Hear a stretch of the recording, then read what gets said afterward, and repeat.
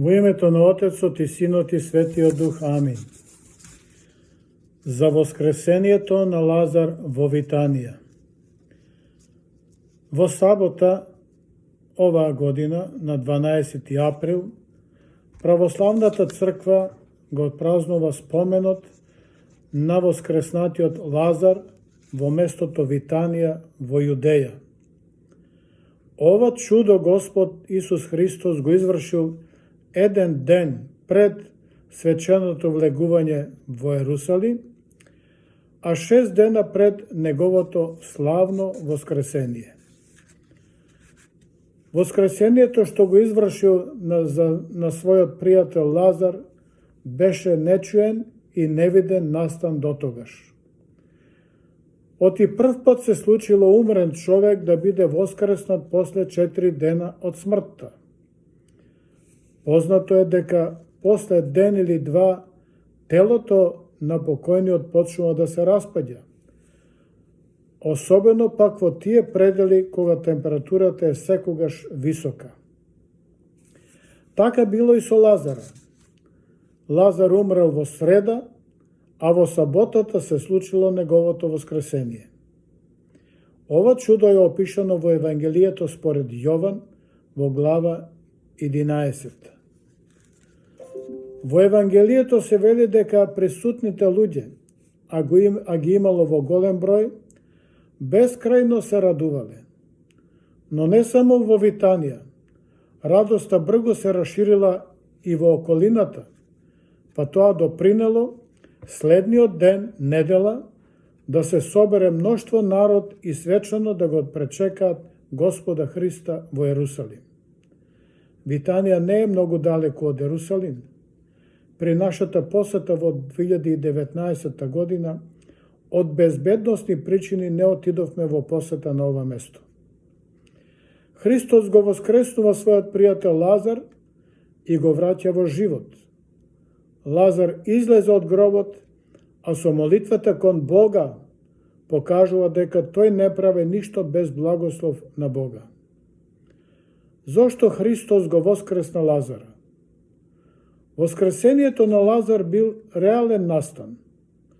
Тој настан има своја посебна порака, посебна важност и значење.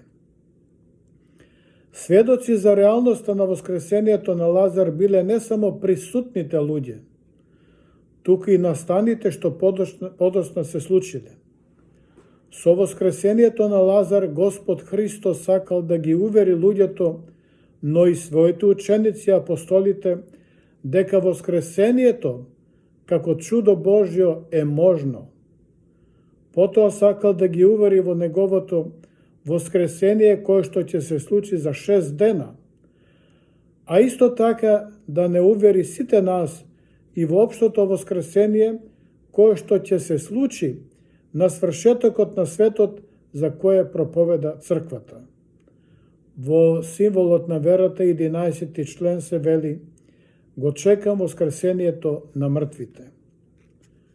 Што се случило со Лазар после воскресението?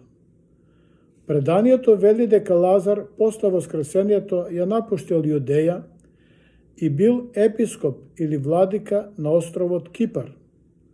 Таму служил 30 години, ширејќи ја верата и учејќи ги луѓето во Евангелието.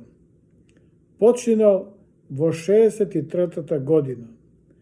Неговите пак сестри станале познати мисионери на верата и со нивната проповед стаселе дури до денешна Франција.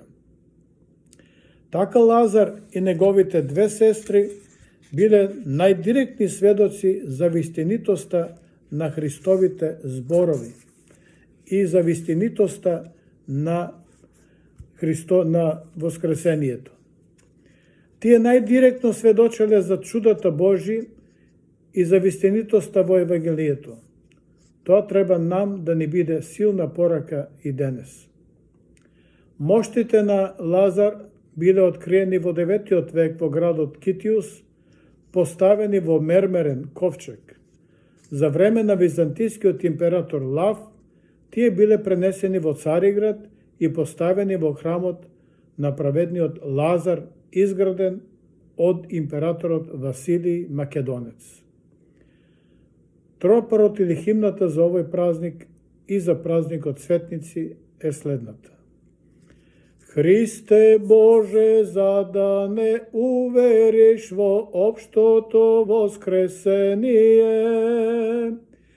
пред Твоите страдања го воскресна Лазара од мртвите. Затоа и ние како децата, носејќи знаци на победа, Ти викаме Тебе, победителу на смртта.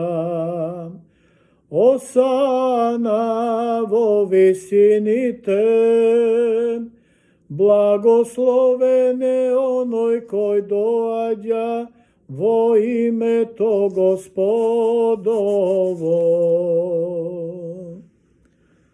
За многогодини празникот